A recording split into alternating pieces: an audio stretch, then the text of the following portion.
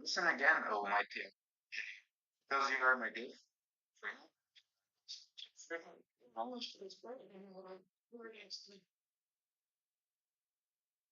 Yes, super.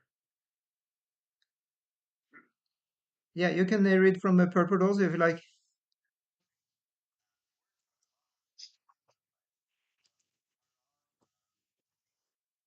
One whose force strength will train well.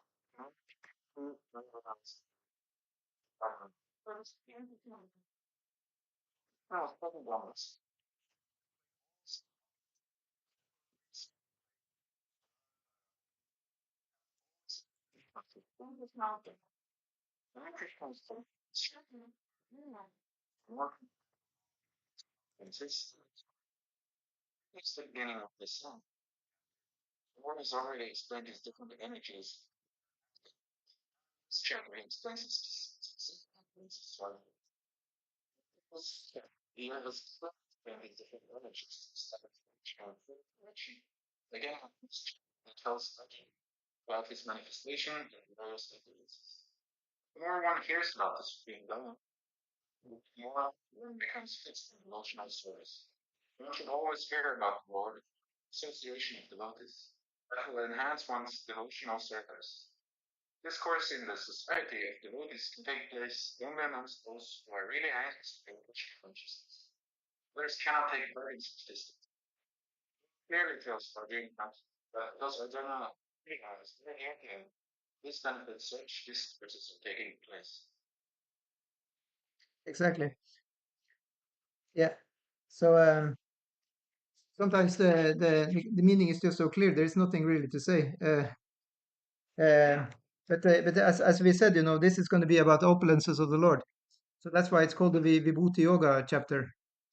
That's the technical name of this chapter. He has also spoken previously about his opulences. In 7th chapter, it was also a few verses where Krishna said, he was the taste of water. You remember that? Yeah. So he's establishing his opulence again. So then you can ask, why is he doing that?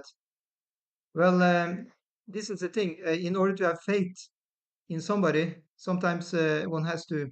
It's said that for a superior person, for a junior, sometimes he has to kind of flex a little bit what he's able to do, so that the junior will be having respect and will listen to the senior. So it's something similar. So he just again wants to he wants to please. He says Right. No, it was this all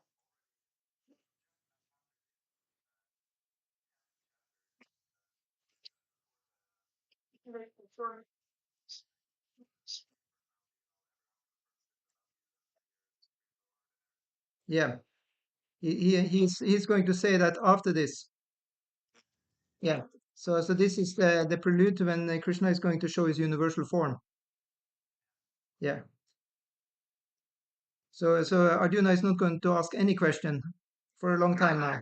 He has asked a lot of questions before this, but now he's going to keep quiet. And Krishna is just going to keep on talking about his vibhutis all the way to his actually showing them physically by his universal form in the 11th chapter. So what we are getting here is Ishvara Svarupa. That's the technical term. I'll paste it in here so we can see that.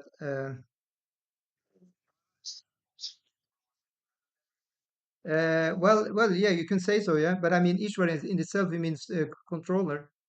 But it probably means more than that, yeah. Yeah, it's true. So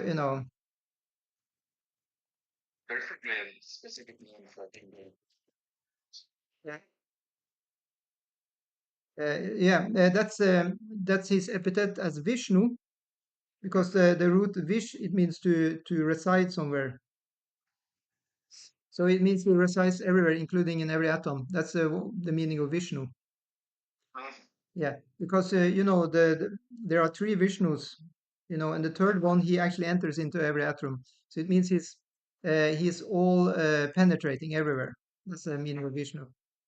Yeah, Yeah. So Krishna is saying, Hita Kamya, this is Hita Kamya, this is going to be beneficial for you. That's why I'm speaking. He's saying, I want to benefit you. He's assuring Arjuna that this is good for you, what I'm going to tell you. So Krishna is very much acting now as a guru. In the second chapter of Bhagavad Gita, then the relationship between Arjuna and Krishna was established as a guru shishya relationship. That Krishna is the guru and now Arjuna is the pupil. Yeah. So that's why Krishna can now really start, uh, going all the way, teaching, teaching Arjuna. In the friendship, there is no teacher and student. They're just friends, right? They can joke with each other. There is not really this thing happening. The teaching is not really happening in the friendship. It's just the rasa. Yeah, competition also. They fight with each other sometimes. Yeah, they put each other down. Yeah, that's ingredients there. But to be really subordinate and like humble and oh sorry, please tell me everything. This is very much inferior junior relationship. So that's what is going to which has to actually build up more and more as Krishna keeps on speaking. Arjuna becomes more and more humble actually, or humbled. So in the 11th chapter, we'll have the climax of that humbleness, established. And Arjuna will feel completely out of it, and he will start even apologizing to Krishna that I'm sorry that I treated you as a friend. I'm sorry, that I was joking with you. He completely loses his bhava of Sakya. He's losing his Sakya bhava there. Yeah, he become because of the Aishwarya. He said that Aishwarya, when you see the opulence of the Lord, then you're losing your if one is in one of these three high stages, Sakya, Vatsalya, or Madhurya, these are very confidential. And uh, one of the main things with these higher relationships with Krishna is that the glory, the opulence of Krishna is covered, so that they don't know the Bhagavan hood of Krishna. They don't know that he's God. Yeah. Once that is revealed, or they see glimpses of that, they're losing again, their friendship, parenthood, or even loverhood. It's lost, Yeah, yeah. That's the point. So it's much more intimate relationship. Once they know that he's the great God, the intimacy is out the window. So like that. So this is actually what's happening now. But of course, it's good for us, so we can build up, to become actually, surrender devotees of Krishna. We need to know these things. Yeah. And Krishna's, Maya magic is very wonderful because after this again, Arjuna is lapsing back actually and actually into his friendship with Krishna again in the Mahabharata. After Bhagavad Gita is spoken, it just takes a little time, and then Arjuna has forgotten everything. He's back as just a regular friend of Krishna. Yeah. So yeah, yeah, he's actually longing for that because and that reveals actually Arjuna's nature in relationship with Krishna. Because another devotee he would prefer actually to see the universal form. There are tons of these kinds of devotees who like that mood of distance. Yeah, we have huge religions like that where you cannot pinpoint any specific form of God, right? It's just he's just the universe, and in that way there is a lot of fear also in the picture. But these devotees they also like to be afraid of God, right? It's like this kind of terror. So we don't like it, but other may like actually that, or they rather to say they're attached to that. But later on, by the process of bhakti, it will become sweeter, the relationship with the Lord. It's meant to evolve, actually. So, yeah. So, anyway, we can read the next verse. You like to read on?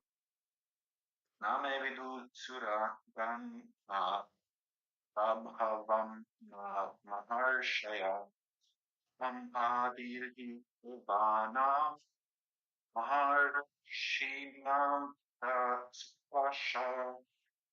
Neither the host of any outside the gates of snow origin or for in every respect from the source of the demigods and sages. Stated in the bonus made, Krishna is the supreme. No one is greater than him. It's the cause of all causes. Here it is also stated. Personally, he is the cause of the demigods and sages. When the demigods and great sages do not understand Krishna, they can understand neither his name nor his personality. So what is the position of this scholars in this only when the Supreme God comes to earth, then may be nice to so wonderful actions. Even the demigods may look such as so much not in this situation. Being from to do so.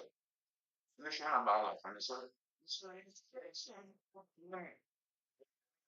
anybody stands. It's not this is something something else. What is meant is the abilities which are mentioned.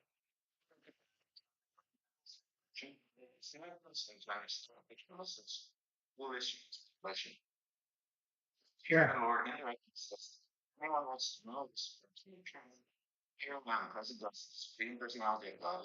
Then this, you know this. Although one cannot understand the inconceivable Lord who is present, he nonetheless exists. For understand Krishna, who is eternally full of bliss and knowledge, some understanding its fruits and one Bible. The conception of God as Lord as the reached by persons who are in the interior energy of the Lord. The personality of Godhead cannot be conceived unless one is in the transcendental position. Okay, thank you. So, you have any comments to this or any issues? Well, It's very clear, yeah. I mean, Krishna is kind of introducing the whole thing now. Um, so he is establishing, how come nobody can understand me? It's because he is the Adi. He is the origin. It's like those who come later, they can never understand the whole secret. It's always the one who is first, right?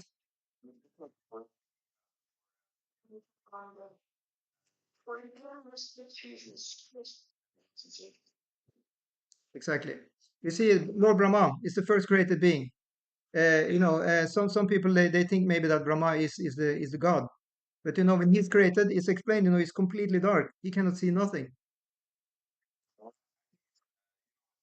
these are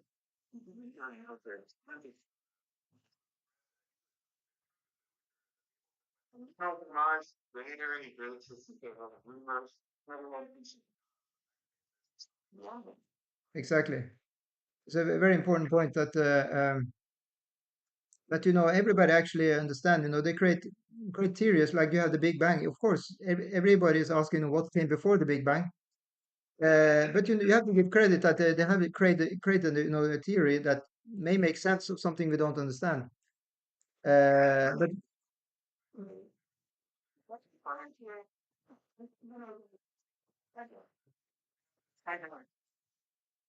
this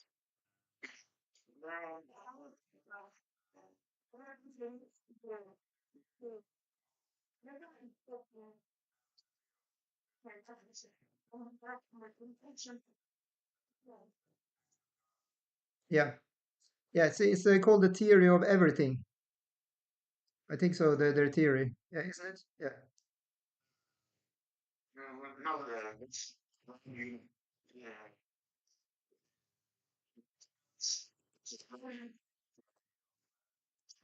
Okay, okay.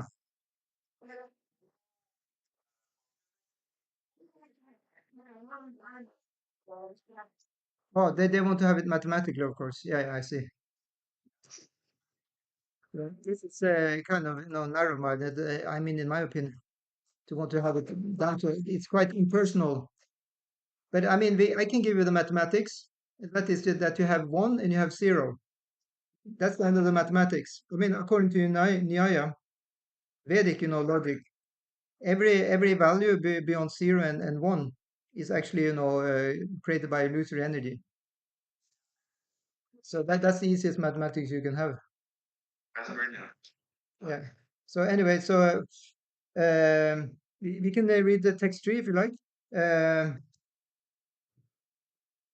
yeah, go on. Sorry. Sorry. No, you. Your mom, I don't think try with you, but not get far. Some far.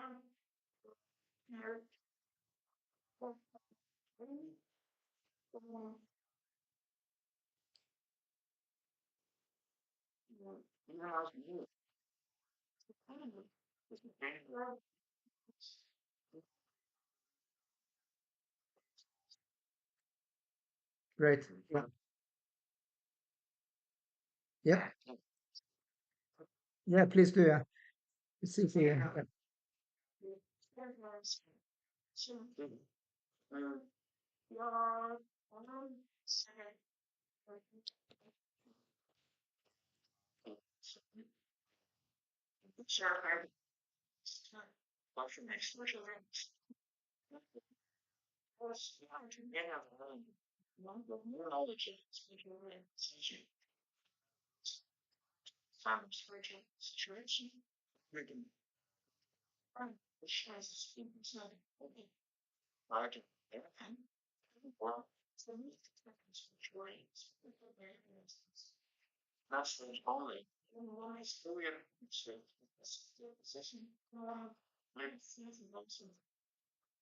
Yeah.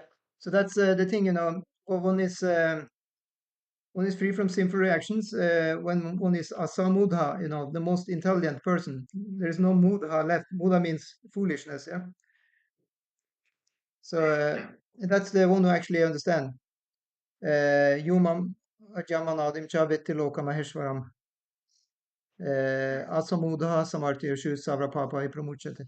So the cause of being a muda or even papa, the cause of papa is even avidya. Everything bad comes from ignorance. That's why we're so much into listening the knowledge that Krishna is giving. And Krishna is actually responsible for all the knowledge. You have these three different energies of Lord: Ladini Shakti, Sandini Shakti, and Samvit. And Krishna, he is in charge of the Samvit, which is the knowledge. Yeah. Balaram is in charge of Sandini, which is the existential energy. That means all the paraphernalia, all the stuff. That's his. And then Ladini is Radharani. Yeah. So we better listen when Krishna is speaking, because all the knowledge in all existence, both material and spiritual, is coming from Krishna. So yeah. So in text, let's see, what was in purport? Did there something catch your eye in the purport here?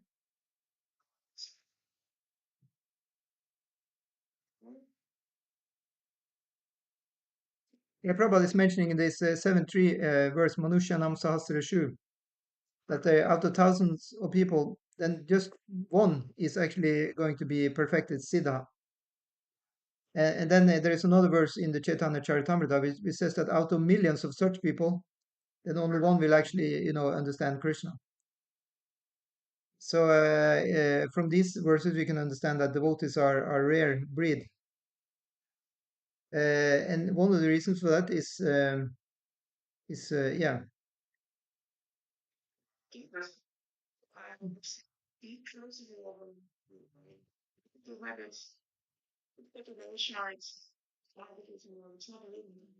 Yeah, definitely. It is because of the deluding energy is presenting something opposite as the knowledge. Yeah. So relative knowledge is what is on the menu. That means knowledge that relates to something we can perceive with our senses. Actually, all we know, it is only things that's experienced, in our life through our senses and our minds, or by others, and we just read and learn from what other people have experienced from their senses and minds. But actually, yeah, because what we get from parampara, believe it or not, is actually things that are not experienced from our mind and senses. It is from the outer world. Yeah. it is from the spiritual world. So that's absolute in nature and cannot really even be tested by physical measurement or even by logical measurement. So what you have left, you just have shraddha, you just have trust. It's like that. Take it or leave it. Yeah. But of course, Krishna is giving a huge pile of books, and he's giving a whole tradition through parampara. So he gives some good reason to accept it. So and also if you try it, you'll find that there's definitely changes in our consciousness when we go through this process. So, Yeah. However, the thing with this science is material scientists they say it doesn't tally with the Western definition of science, and that's because this is relying on uh, there's a technical term for I forgot what it's sakshatkara. Yeah, this thing which is bhakti yoga or any Vedic science really, which is spiritual. It is sakshatkara by nature. It's only understood by direct experience. And that's different from the Western science. Well, you can say they have direct experience, but through the sense organs. But we have sakshatkara with the spiritual senses. So it's yeah,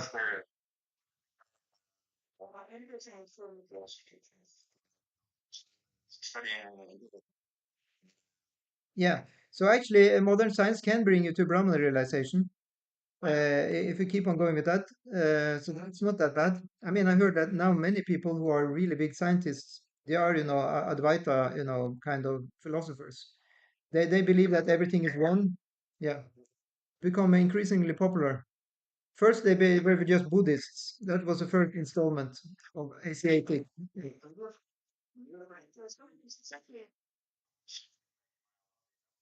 Yeah, very much, 100%. So, but there are two kinds of impersonalists. One is the Brahmavadi, and you can say the Brahmavadi is more, is not necessarily an atheist. Yeah, and you have different groups of Advaitas. Some Advaitas are very favorable to Bhakti, actually. They're really actually they're almost like devotees. But you have another strain of Advaita philosophers who are very very atheistic, and this we try to avoid like anything. But those who were in the Chaitanya Mahaprabhu Leela, they had a lot of contact with Advaita Vada followers, which are also called Mayavadi sometimes. But these people who appear in Chaitanya Charitamrita like that, they're actually very favorable. Yeah, they were very much bhakti oriented Advaita philosophers. So in that way, devotees could be with them, and they even got converted by Lord Himself. So, but there are other people who are extremely against actually bhakti yoga like that. Well, maybe not extremely, but a little bit. Actually, they're most like Buddhists. Yeah. Yeah. I mean, there are a few who kind of fights against the Vaishnavas or Advaita philosophers. But yeah. But anyway, yeah. Yeah, I don't know about this. Yeah, then I think that's more between Muslims and Hindus, I guess. Yeah,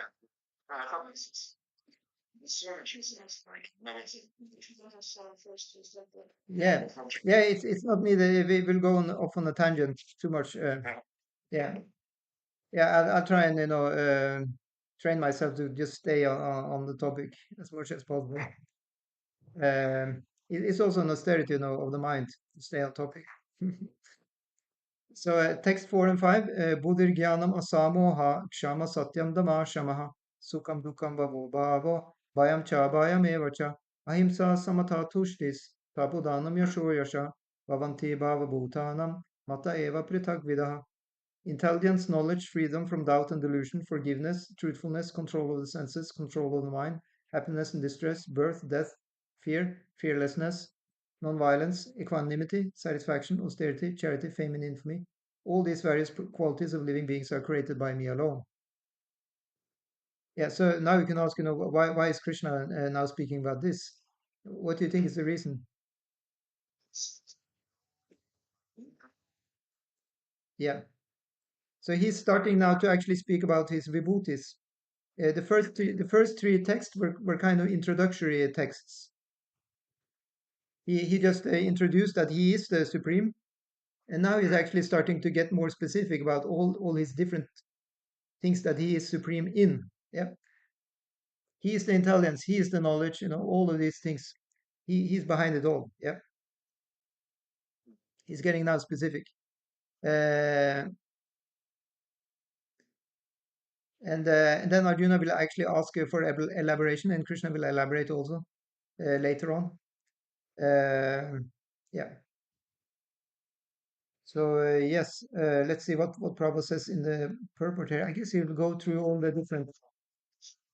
He will explain all the quality. You like to read a few of them? It's very long. Maybe you can go through and pick out some of them. If you can skim through and just pick out a few of these qualities and read what Prabhupada says.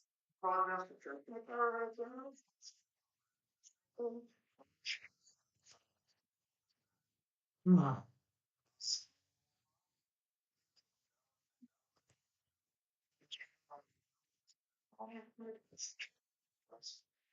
Yeah.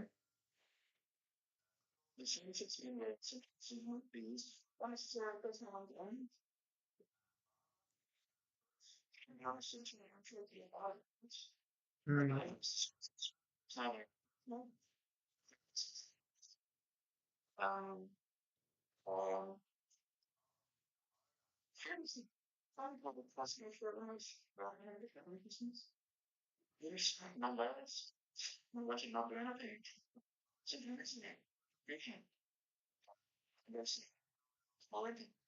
Yeah.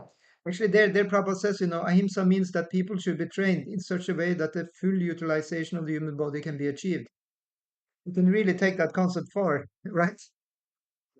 Doesn't mean not doesn't mean just to spare people or animals from being eaten.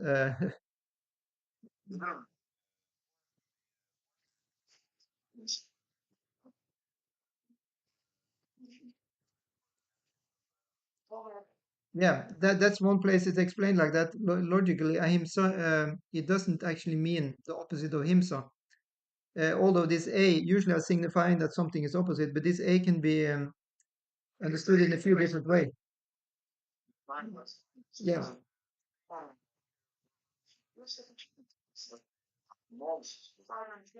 exactly. So ahimsa, it means in this connection, it just means as little violence as possible. Yeah. So it refers to that sometimes one can even be violent for helping somebody. That's the idea. Say, for example, the example of a criminal who is hurting others. You have to be violent to that person to help him. All right. Of course, also to help the others, but also to help the criminal. Yeah. Yeah. So in that way, Prabhupada said, everybody who is in the material world is like, a spiritual criminal, you can say, and need to be helped. So in that way, sometimes one can preach to them. Sometimes preaching can be kind of a little violent, not physically, but mentally, right? Especially of these preachers who go to people who are not expecting somebody to approach them, and they try to give them a book or something.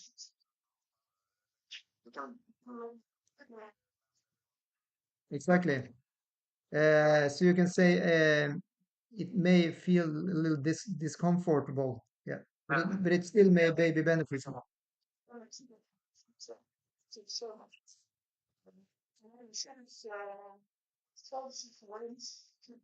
Yeah, yeah. One can even feel. Uh, so these things can sometimes help one. It can be it can be a wake up call. Yeah, that's the idea. Um, yeah. So what did you say?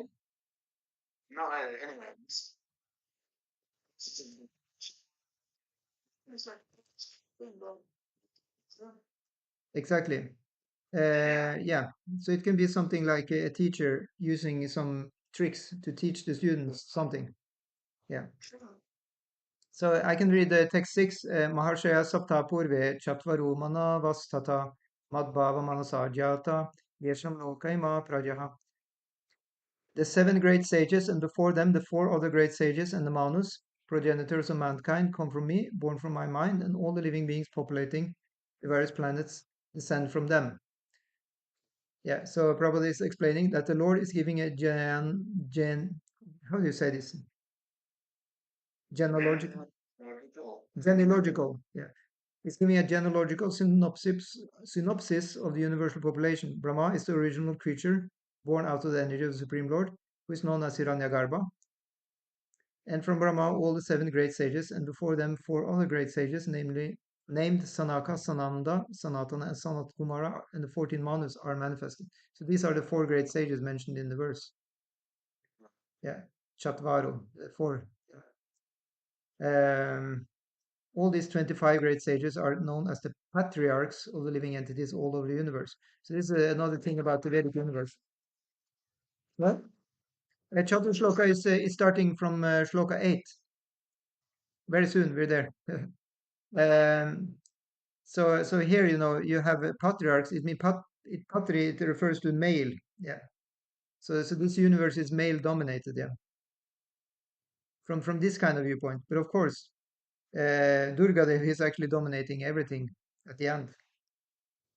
Durga Devi is actually filling, the whole universe with her Shakti. And Shiva is the one who is actually, he's pushing the on button. You can say he starts up the whole thing, and then he just sits and meditates, you know. So Shiva is representing the male, Purusha, the giver of the energy. But the one who's actually conducting the whole universe is actually Durga Devi. Uh,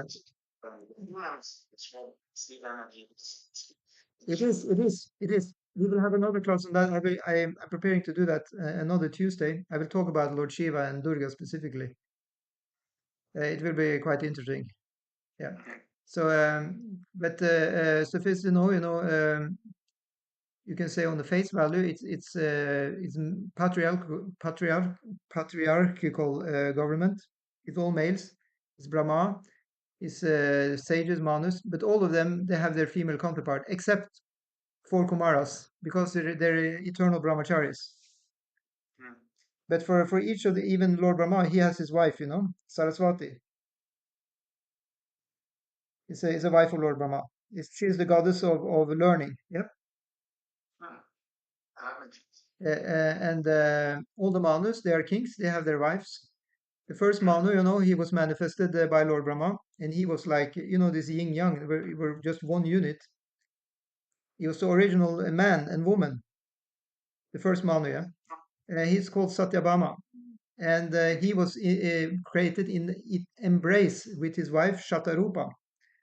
So they were embracing each other, and then they woke up, and then they actually made union together, and then they created the mankind from their union. So it's similar to Adam and Eve.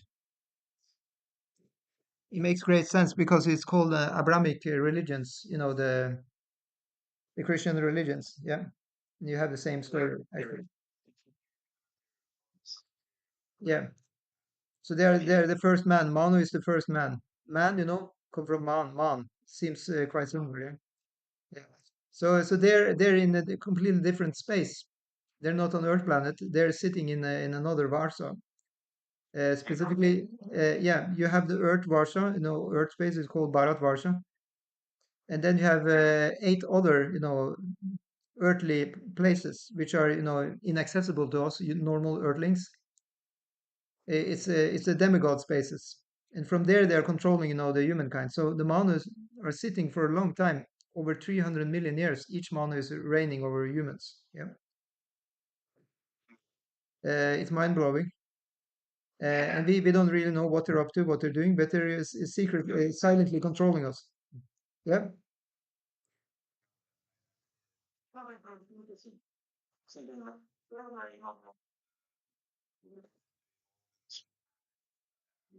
yeah, they're behind specifically the human race, and then you have other gods. There's in charge of each of these different animals, plants.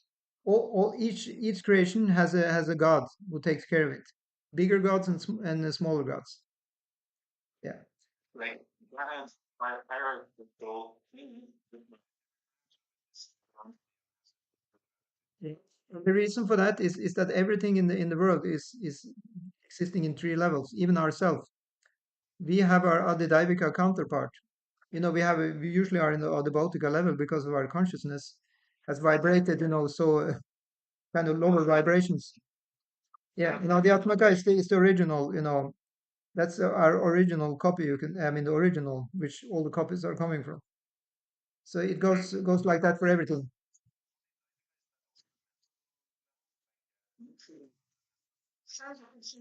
Yeah, it is. Adidivika is the mental level. It is the mental level. Yes, that's the mental level. So you see, whenever they talk about the gods, you have a god for a plant, you have a god for this. Then all these gods are actually not directly the Adibau. They are, they are a person. So you have a god for a mountain, you have a god for a plant. They're real persons, just like we are persons, but they have just another manifestation than we have. Our Adibautika manifestation is this human body, but these gods they have just manifested, a whole species, right? That's their manifestation. I guess. Yeah, I think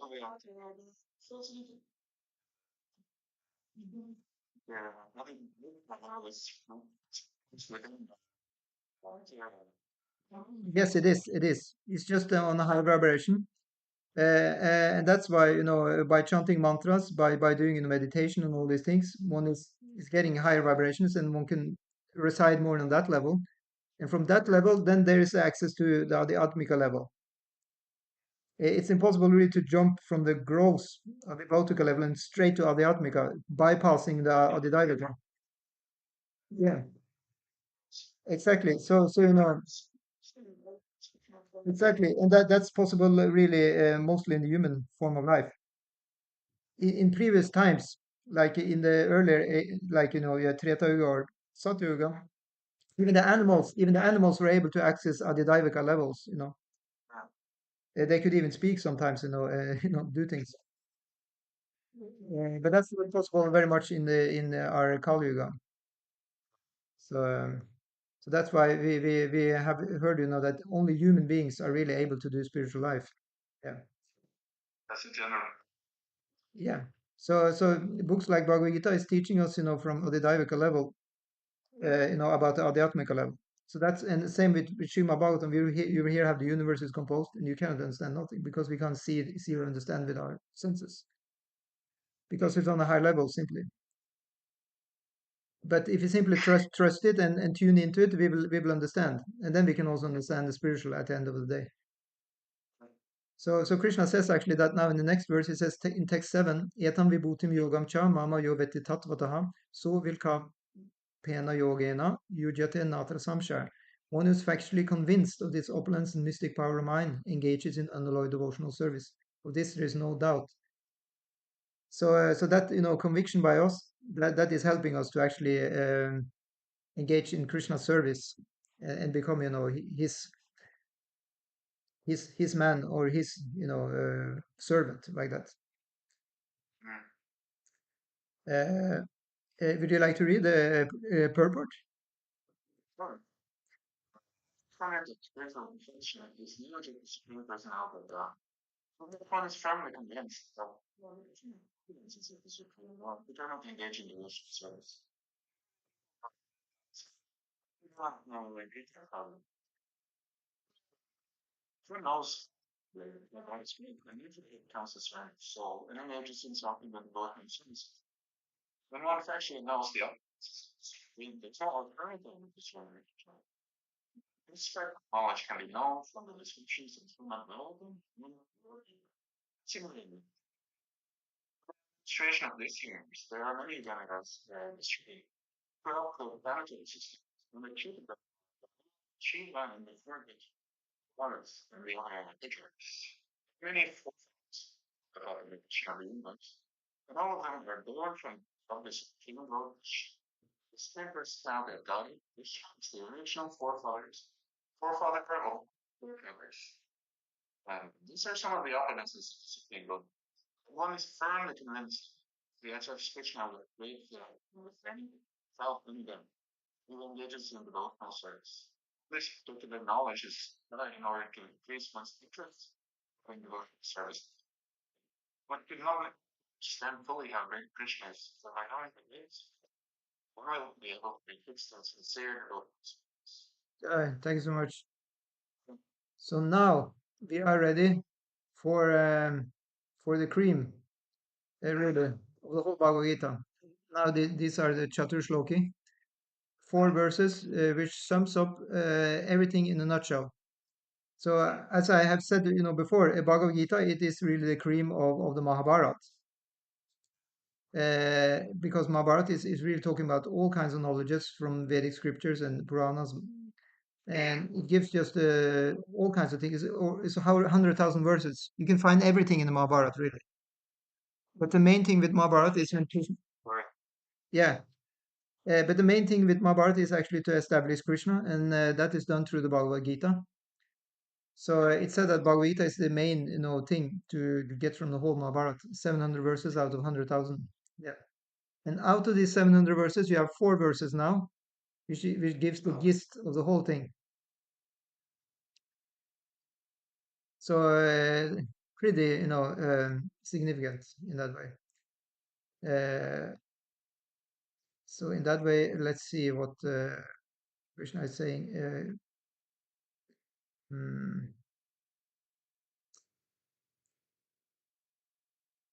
yes. So let's see. Would you like to read? Yeah. Sarvasya Bhavo Vartate something.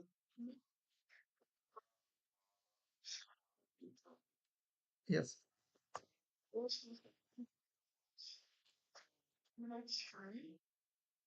What is perfect knowledge such a mind which instructs and worship me with all Uh, scholar this has information from the progress of Japan and also understand that Krishna's the origin of everything in both material and spiritual worlds. Because he knows the perfect good and perfect transfers for everything instead of being from the service of Supreme. You can never begin to by the amount of nonsensical commentaries for food. Vedic pictures. Use the Krishna is the source of Brahman, Shiva, and all other deities. The Atharva Veda, Atharva Upanishad, Yo Brahman Nam Vidha Ki Purvam Yo Vai Vedam it was Krishna who in the beginning instructed Brahma in Vedic knowledge and who disseminated Vedic knowledge in the past. Then again, the Narayana Upanishad says, Ata Purusho Havai Narayana Ata Yatha Raja Shreyati. When the Supreme Personality of Narayana created living entities. The Upanishads English. God, God, God, God, God, Jati, Raya, Rayate, Nara, Nara, Yamu, Hindu,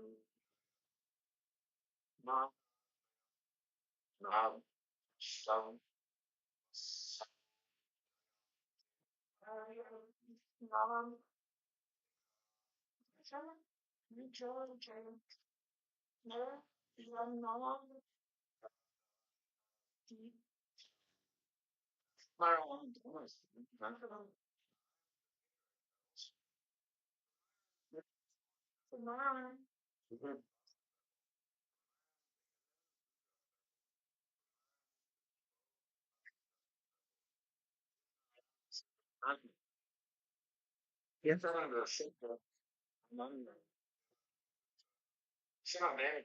yes.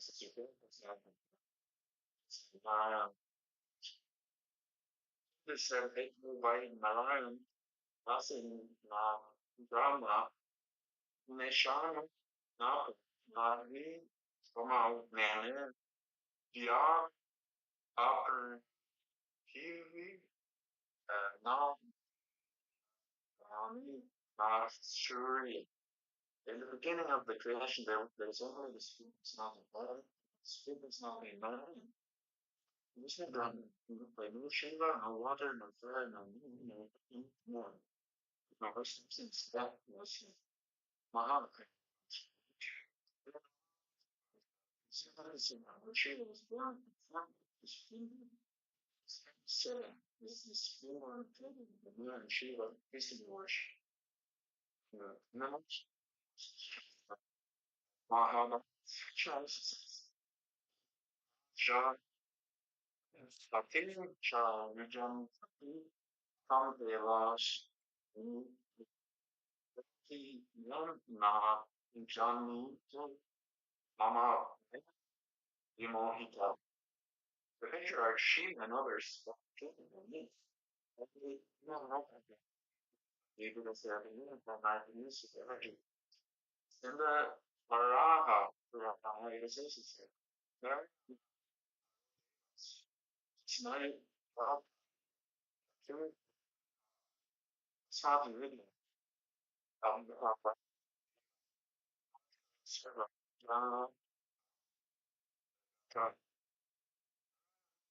people now have mind. It's so nice. For him, nice. Well, for him, she source of all generation. He is told the most efficient cause of everything. It says because everything is born of me, one of the originating sources of it. It is under me. It's above. There's no stable controller other than his. Understands Krishna in such a way as an unified spiritual ministry. With references from the literature, that is really designed its consciousness come truly benefit. Listen to him, all others who look forward to some important learning. Compromise is perfect should not be avoided by fools. They should avoid all interpretations in Bhagavad Gita to see Krishna consciousness with determination and firmness. Yeah, super. Thank you for reading. Yeah, Prabhupada established by so many quotes the position of Krishna. Yeah. So, Ameva Sameva Grenam Yat Yat Satta Sat Param. So there are 4 seed verses also in the Srimad Bhagavatam, and they're very similar in what they're telling. So there also it starts Ham Eva Sam Eva Agre. Agre means before. So Krishna says to Lord Brahma there that I was there before the creation. There was nobody else than me. And I'm also there now, and I will be there also when the creation is finished. So as I explained before, there were 4 verses. These 4 seed verses spoken to Lord Brahma. They give the teaching to Lord Brahma enough so that he can expand this into the Srimad Bhagavatam through Vyasa there, who then gives it to Narada Muni like that. So all knowledge is starting from seed and then it's expanded. That's how it really works. So, for example, you have the Bhagavad Gita here, and then Prabhupada is giving all the commentaries, so it becomes expanded, right? And then there are disciples of Srila Prabhupada even give commentaries on his commentaries. And I'm sure later there will even be, disciples of the disciple of the disciple who will give commentary on the commentary on the commentary on the commentary, because Prabhupada's commentaries are very much drawing on the previous commentaries actually. Because these references are usually from these different places are usually given by Sridhar Swami, Baladevi Devusana, Vishwanath Chakravarti Thakur's commentaries. So it's a whole line of commentaries.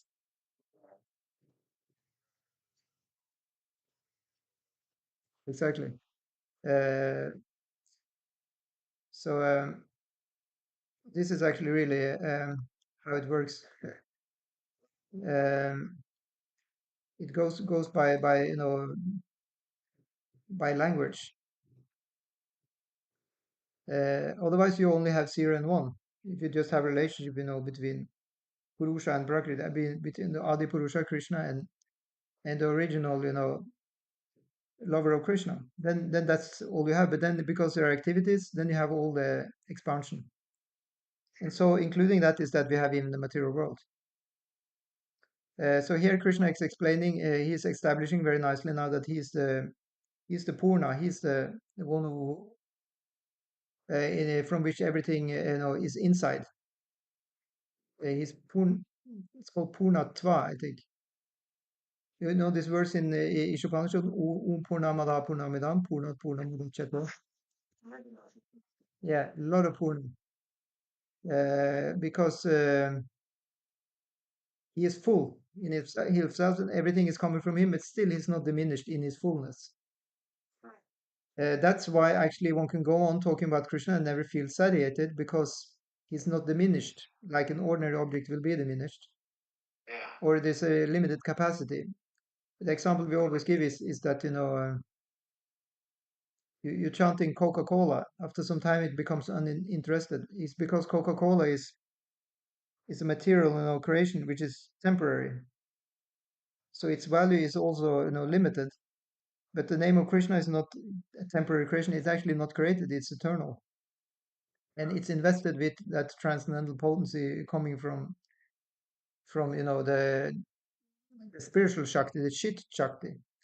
The Maya Shakti is investing energy into Coca-Cola, you can say, and that can go on for as long as maybe Kali Yuga is serving out soft drinks, as long as that is popular. Yeah, you can have that Shakti, but Maya can at any time really withdraw that Shakti invested into a material object. It's kind of it's not just kind of, it is karma. It's created by karma, that some or other this object now has some power over people's minds. It's brainwashed so much so people can even make a logo of something else, and it just is written in the same style as the Coca-Cola logo, right? And immediately people will have association, right? It's an amazing. This is a very powerful manifestation of material power, but it's not lasting forever. It must have been some person who did a lot of yoga before in previous lives, and he got some material power to create such a an object that had control over people for some time, but then it's gone again. But the name Krishna has control over people forever. It comes from the spiritual world. It controls people there, and it controls people here also. Some people said that Prabhupada, he gave Hare Krishna mantra, and they thought that he was just mind controlling people by this mantra, right?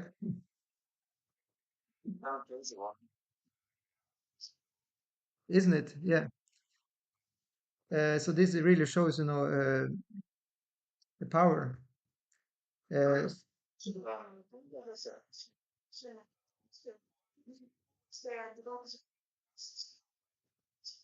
yeah.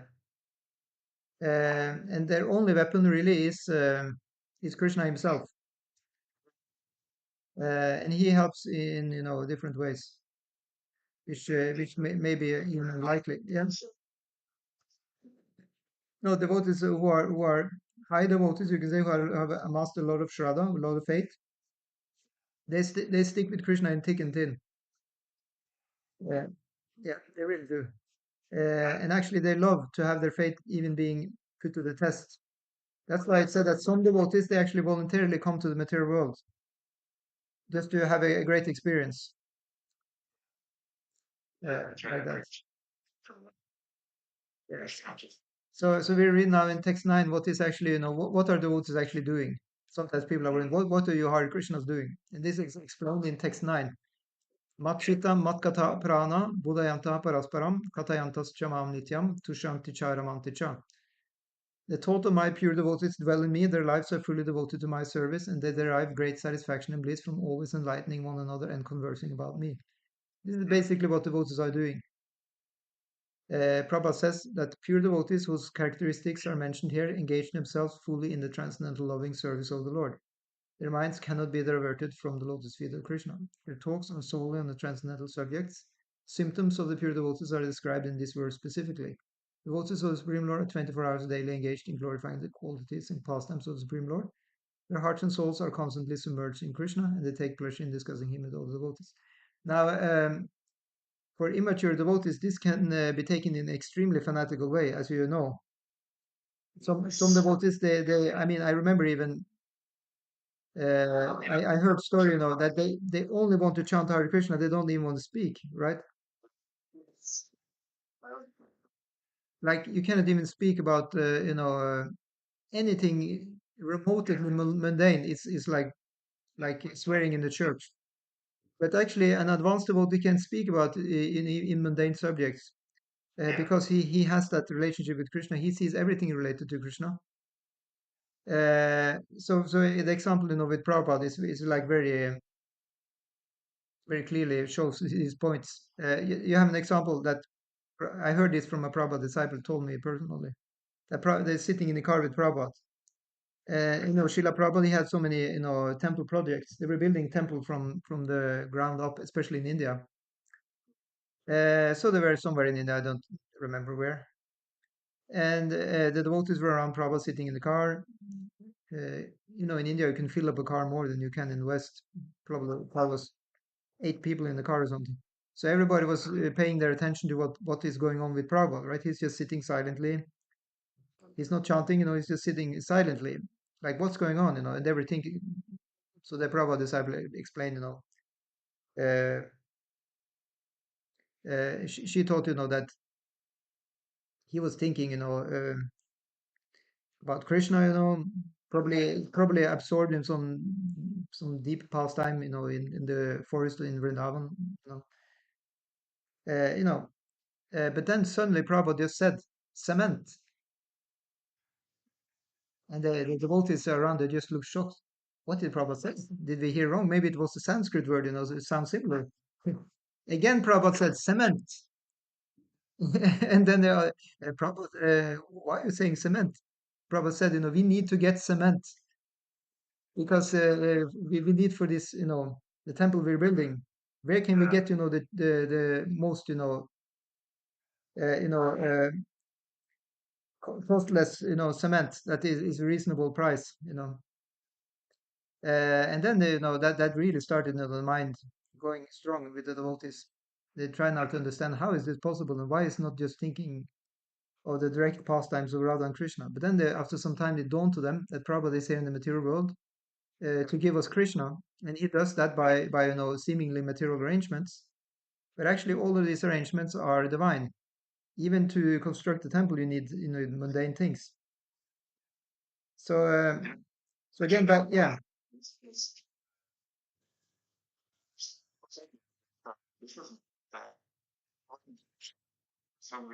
He was not successful because he started using so much time to preaching. And he started having programs and classes in his house and outside.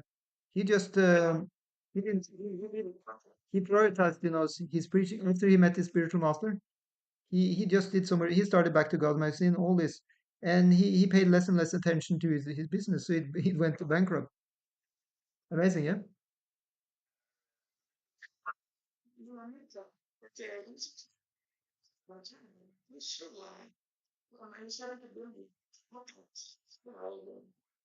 Yeah, exactly. So he had that. He had that, Shakti, which is needed for a leader. A leader is said, he need to have strong fire. That he's able to even control others. I mean, make things happen in the positive sense of the term. To yeah, he needs to be somewhat of strong-minded person with a drive to do something. Yeah. Not just armchair philosophers like that. But really, he was not much into having personal comforts. He was really getting out of his way like anything to preach. That was the trademark of Srila Prabhupada. So he was, in other words, he was not into, just sitting. He could have just stayed in Vrindavan. He said sometimes he could have just stayed in Vrindavan and have Leela Smaran, just sit and meditate, chant, and be comfortable. But he went out of the comfort zone to go to the West to give something to others. And that is then, then it qualifies to be an expansion of Chaitanya Mahaprabhu's Leela or wish to have, whole name spread in the West. Yeah, he's again Senapati Bhakta. Yeah. That is the reference from the Gaudiya Vaishnava literature. Senapati means commander, like in military. Yeah. So so the thing is that devotees they are involved in the material world to do service to Krishna. So in the same way, you have Arjuna who is fighting, you can say a bloody fight, which is also doesn't seem to be very spiritual. But if it's done for Krishna, it's qualified as spiritual because the bhakti is really yeah.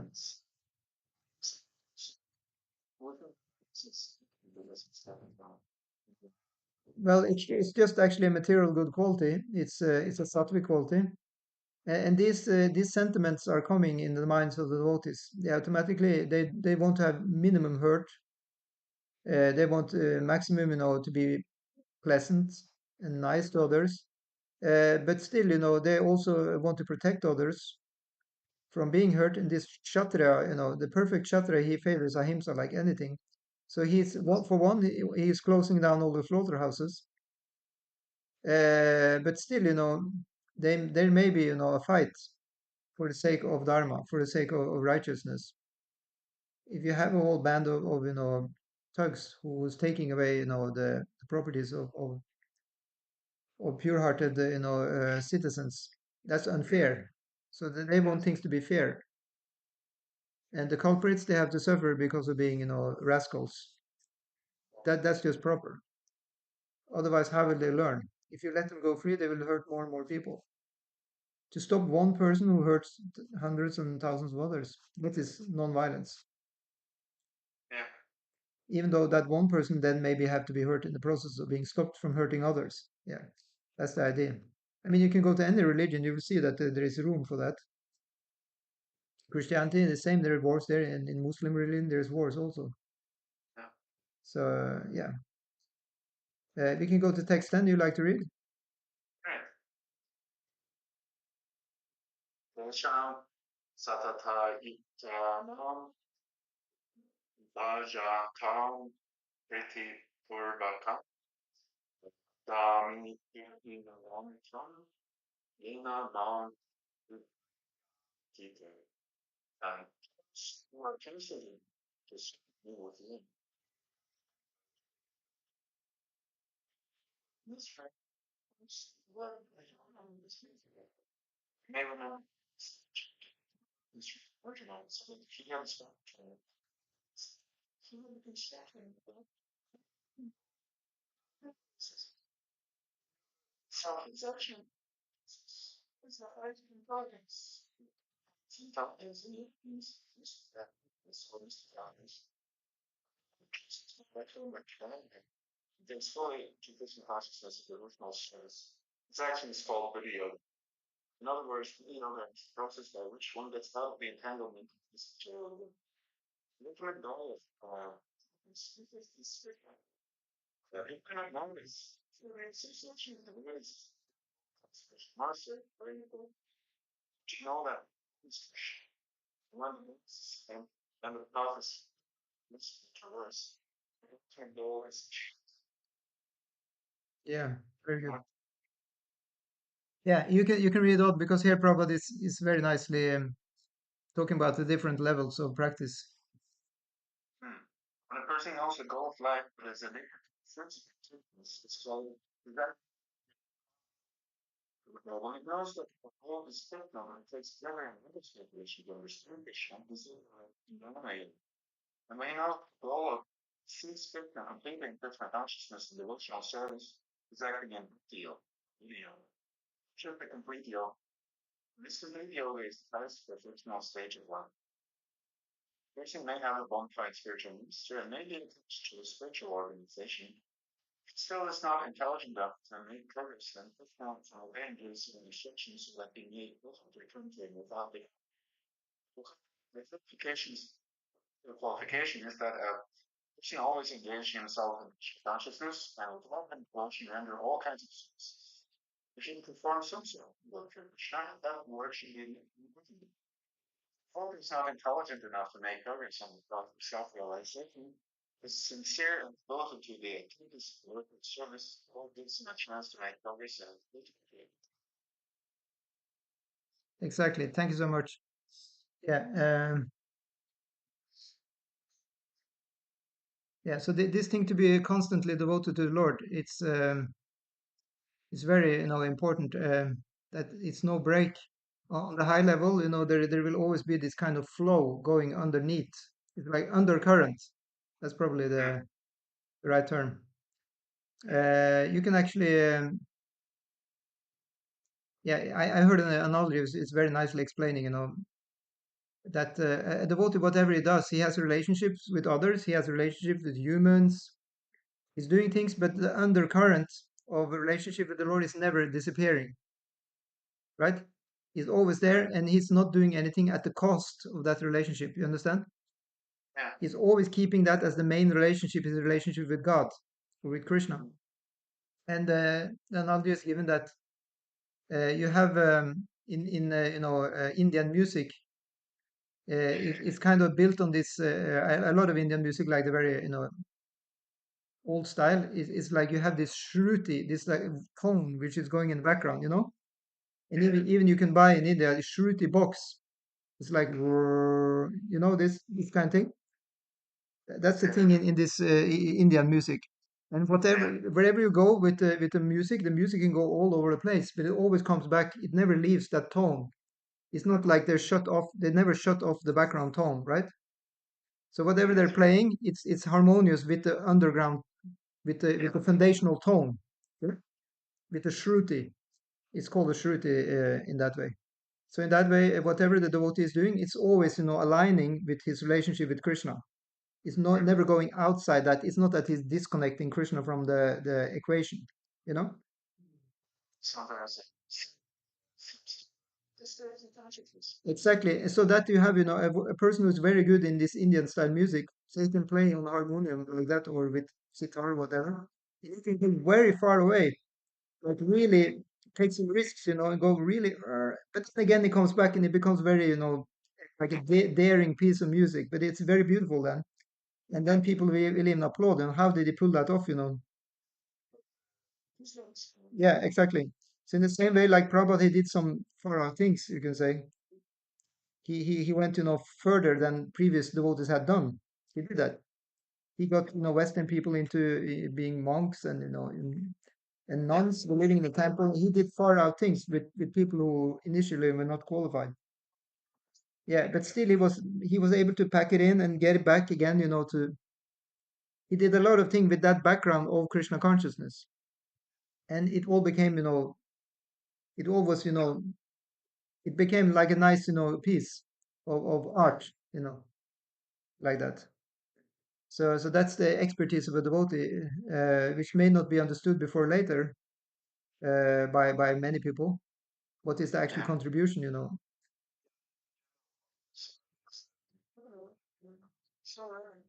Yeah, they do. Yeah, I'm talking about the general populace. I'm sure in some years, yeah, in some years people will with more appreciation to Srila Prabhupada because he gave such a huge volume of books and commentaries, and he really worked hard to really establish on the practical side that people are doing this. Before, the philosophy was also spread around. The Germans were very early, older in the 100 years before. They were Orientalists, right? They read the Sanskrit scriptures. They became Sanskrit experts, translated Upanishads and all this. It was very much armchair, style. But when Prabhupada came, it became completely practical, and that's because he also established, the Pancharatika vritti, that people actually practice this. They get up in the morning, they shave their head, stuff like that. Of course, that was like for the monk life, but this whole really hardcore, practice was established in the West for the first time, which is, a great manifestation, which will be remembered Nice. like that. Uh,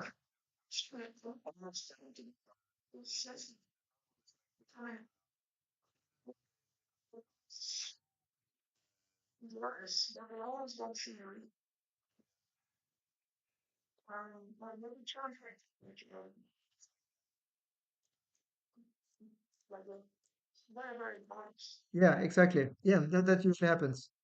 It's called deification. Becomes like a deity. Yep. Is that what you meant? Yeah. Yeah. It will actually help a lot of people to have it like that because then they will be able to follow, you know. So anyway, so this explains, you know, why devotees are engaged in these things. Like now in the West, we have temples where there are classes every day.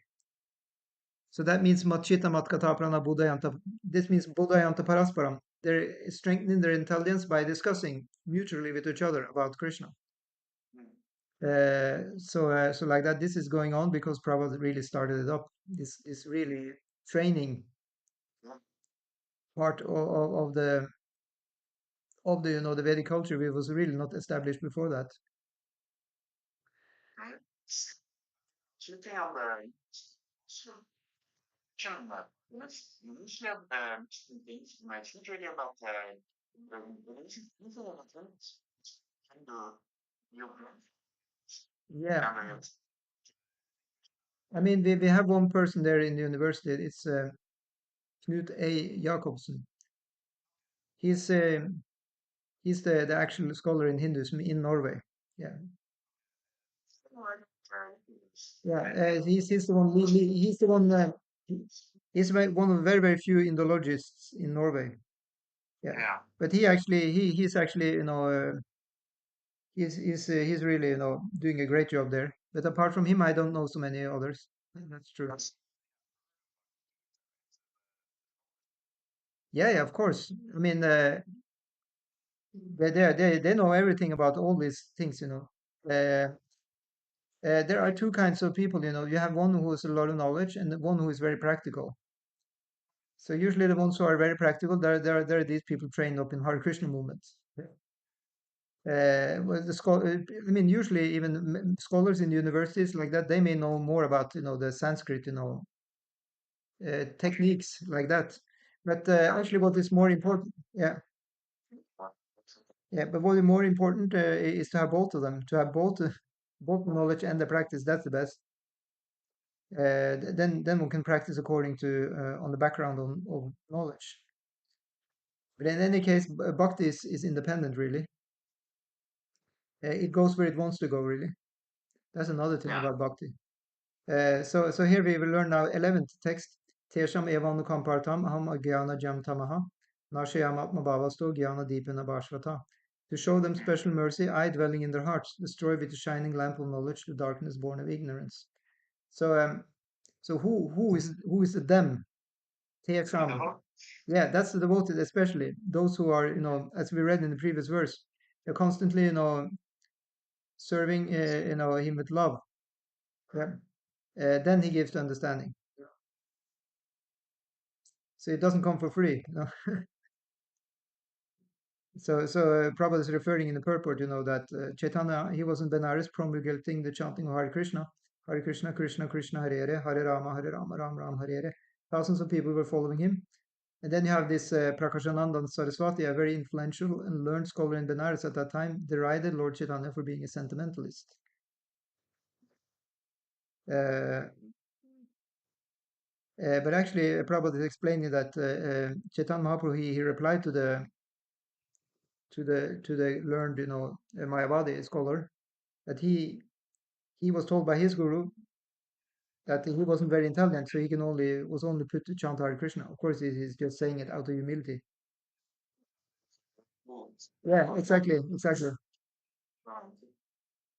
Yeah, but this is a very fun story, which shows you know that Hare Krishna mantra in itself is really the thing to do, and then everything else can come later. That's how Prabhupada started the Hare Krishna movement. Yeah. So now we have read the Chatur Shloki. I think we can continue next time with it's also because my room is not for free for too long. I'm sharing a room now. So. Yeah, we made about half. We can take the rest of the chapter tomorrow. Yeah. Oh, only one third. Okay.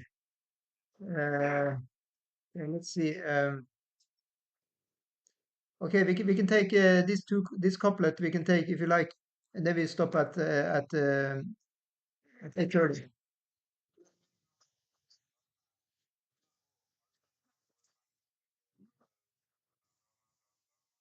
Yeah,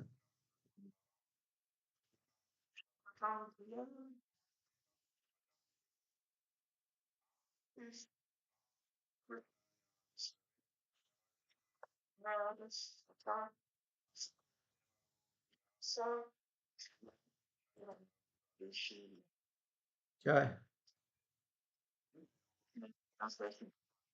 yeah. You can say it.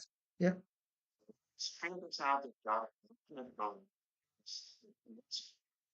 You are an original person. One of the great cities. That's it. You share this truth out. Now you share you yourself. super. What does Prabhupada say in the purport here? You like to read? These two verses, the Supreme Lord is a chance. Very is clear that the Supreme is different from the individuals.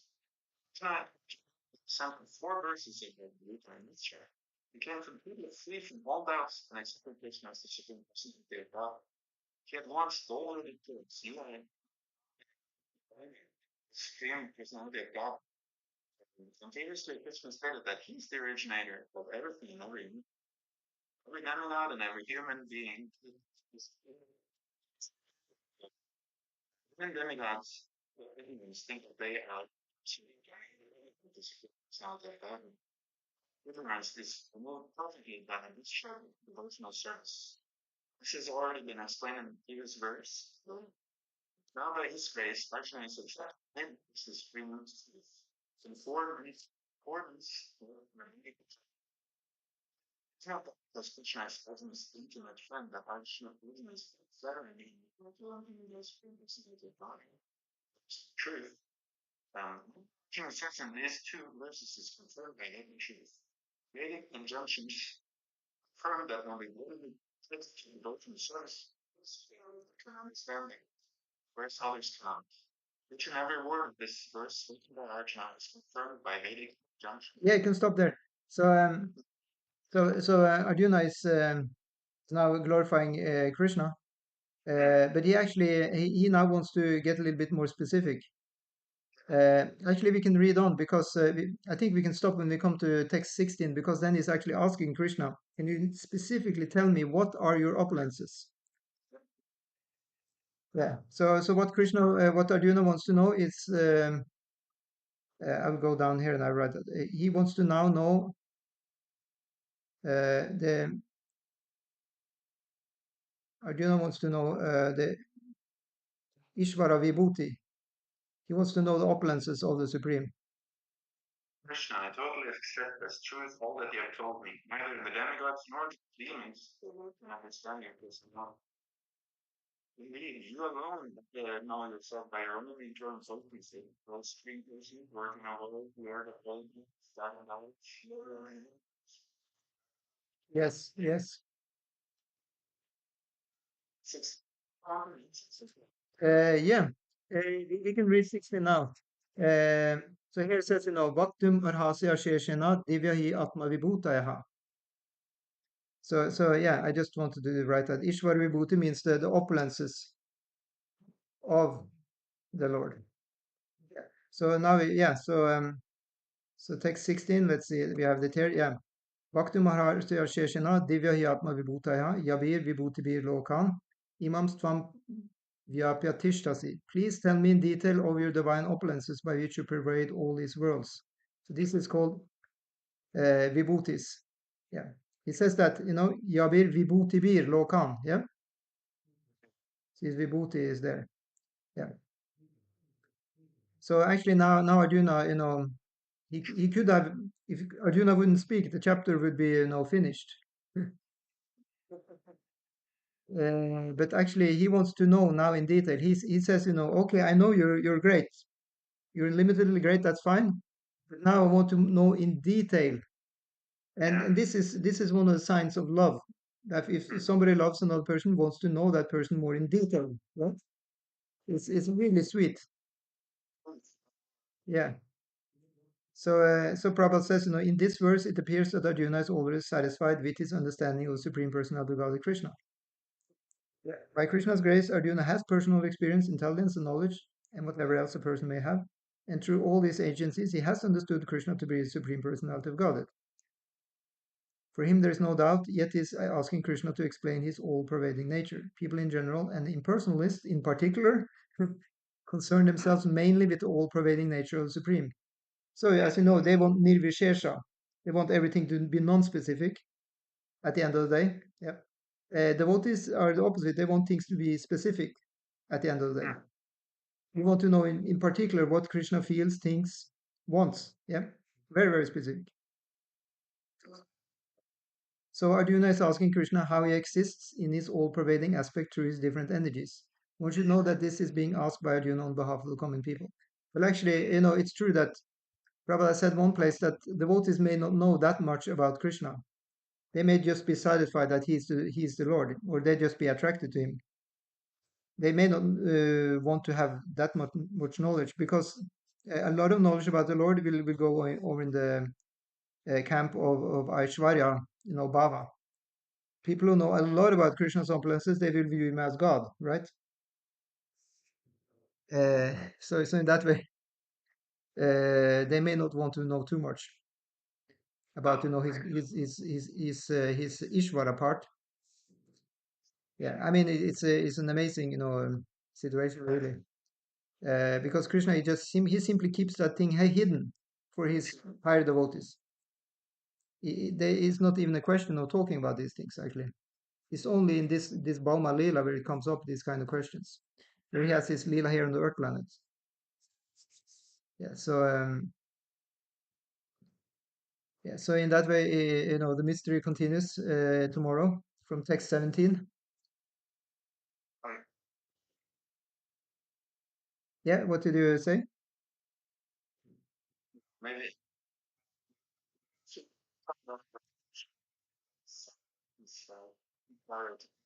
You like to have a little bit more?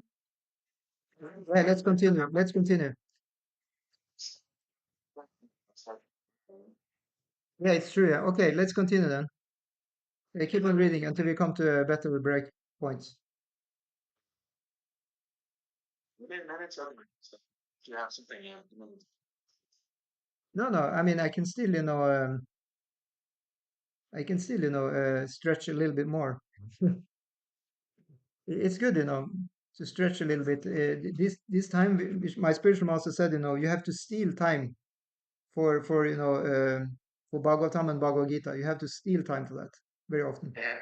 It's like because material world is going the opposite way, right? It's like there is so much time in the world to have news and phone usage and all this. That is like no problem. When it comes to scriptures, then it's like, yeah. What did you say? Maybe I found that I've never seen her using maybe can just using the wall. Yeah. There is such a story. That's very nice manifestation, of the internal energy of the Lord, even in the material world, it can happen. If people are just thirsty enough and have enough faith. There's this very nice story, from the scriptures. I think it's one of the Vaishnava stories. There was this man and the wife, and the man was like so much into the Bhagavatam, Srimad Bhagavatam, and he just sit with this all day. He go to Bhagavat Katha, in the evening. He talked with other people, in the old village before TV came, before the media came. That was the thing pious people did. And so the wife was wondering, how is it going, with the income, are we getting enough money to get the food. And the man was just so much trusting, that I don't remember. There was some kind of story that he would arrange. The man would arrange that somebody should bring some food because he was going out to be in some Bhagavad Katha thing which lasted for a few days. Bhagavad Chapta lasts for 7 days. Yeah, you just hear the whole Bhagavatam in 7 days. So the man was so devoted to Krishna, he just wanted to be on that, and he told the wife, I will make sure there is some food sent to you. I will make sure somebody. He ordered actually that somebody would come every day to the wife and deliver some food. Okay, so the wife would get enough to take care of her and the family and the children. So the wife was okay, she didn't like the husband to go, but she was okay uh, with this promise. So then the man went and he arranged, that some companies, some people will do that. He paid them, they would do. And he was going on this Bhagavad chapter. Every day he sit there and he enjoyed so much Krishna Katha and he felt the devotion is just great. After some days, he actually was checking up, with these people. Did you actually deliver, the food to my wife? Something had happened, no, some or other, the person was, sick or something. He couldn't do it. And the man became, worried. Oh, what now? He was actually on the last day of the Bhagavad Katha. So he told, okay, anyway, this is all up to Krishna. Krishna is promising in Yoga Kshema Vahamiham, he will give whatever we need, whatever we lack, right? So he was sitting another day and he just prayed to Krishna, please make sure that my wife is not dying, from not getting any food. And when he came back, he came to the wife and how was it going, Well, I got every day there was food, but who gave it, because, he didn't tell, what had happened. He just worried, who gave, Oh, there was, these two boys, two beautiful, but one was like, whitish and another one was blackish. They came every day and gave me, the vegetables. And it was, oh, whoa. So he understood it was Krishna and Balaram, personally coming, delivering, the boga. So this is fate. To believe that some or other, Krishna Bhakti Kaila Sarva Karma Krita, if you just do Krishna Bhakti, everything else will be okay. And this is actually the shraddha that's required to actually become what we call, a pure devotee. That kind of shraddha that Prabhupada had to go to the West with nothing. Just about, he had a box of Bhagavatams and not much money, Some or other Krishna had to protect and also give what was needed. That's the meaning of Yoga Kshema Vahamiham. I don't know if we had that verse already, maybe. But this is like a red thread in the Bhagavad Gita, actually, that simply believe that Krishna will help you, do what you're required to do, but believe that Krishna will take care. Yeah.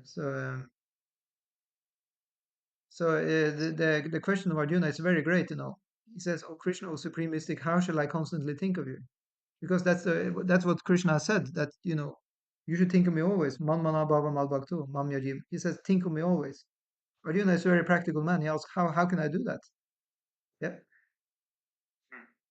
Yeah. So what does Krishna answer? Oh, still, Arjuna is still asking. It's like, so what is asking this question? Believe that Krishna very close to this. Krishna talks about not very close to anyone. Yeah, and then what it says in the next verse, what does it say?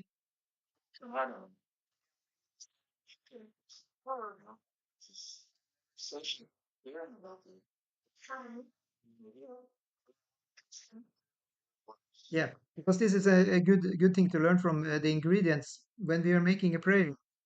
It's given by our acharyas that one should, there are three ingredients. One should be, first of all, one should be humble.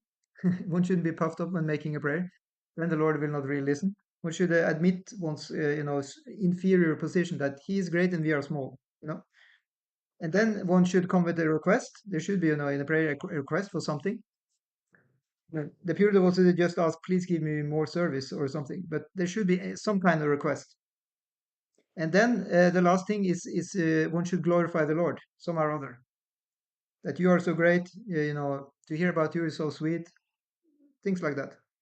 Not just for show, but actually mean it. Because otherwise, why? And this not only goes for Lord, for any person who is higher than ourselves. If we want something from that person, glorification is part of the way to do it. Sometimes it's called flattering, even. But in the case of Lord, the Lord cannot be fooled by flattering, right?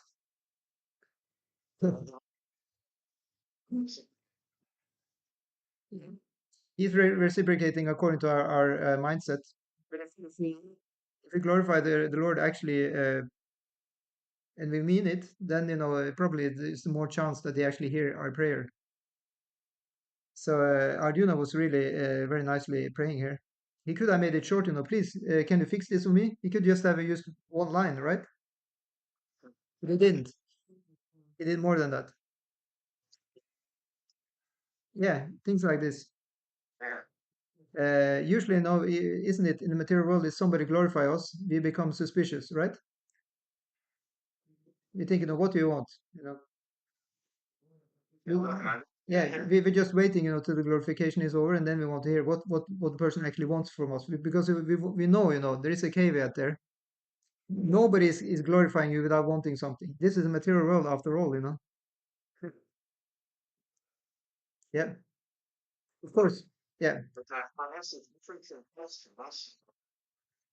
yes, it is because devotees are part of Krishna. They can actually be pure. Yeah. Yeah,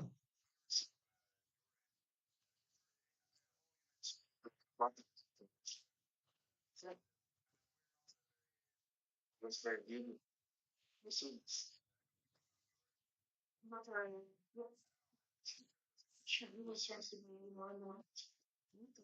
yeah.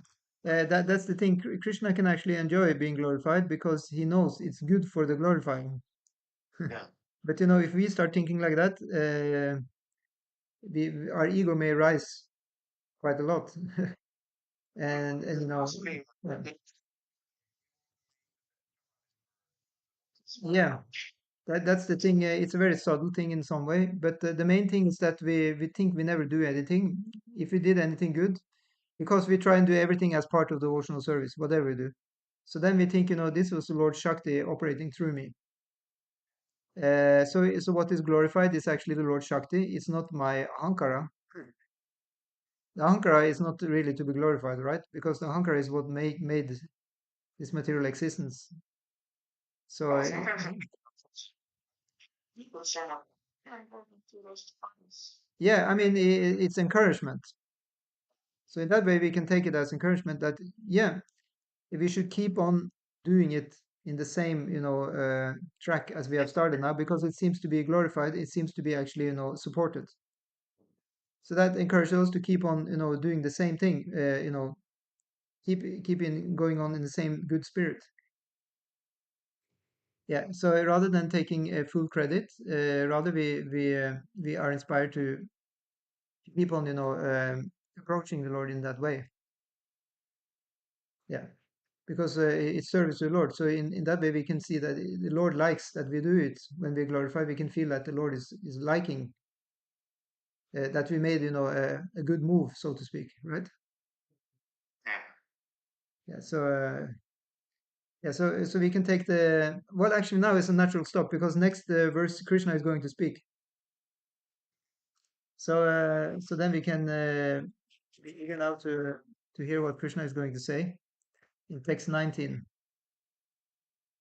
And now he's going to talk a lot about his opulences. So stay tuned. Tomorrow we have the class from 2 o'clock, yeah, to 4 o'clock. If that fits everybody, does it fit your schedule? Oh, wait a minute. There is sorry, I just remembered there is a program now in the temple Yeah. with Gaura Narayan Prabhu. Tomorrow, yeah, they have a special mantra meditation program. They made a poster and everything, so it looks very good. It's going to be from 5 to 7. Mine is with the Yeah, I mean, I'm in Bergen, unfortunately. Otherwise, I would go. They actually put, yeah, yeah. They actually put it up because we don't have a regular kirtan there. But this is much bigger. Now they have it really nicely arranged. It starts 5 o'clock with welcome tea. It's a tea, welcome tea. And they asked, for a cook even here that can any cook come in and cook some non-spicy prasadam because there is non-spicy with capital letters because yeah, because they want newcomers to come who are not used to maybe Indian spices.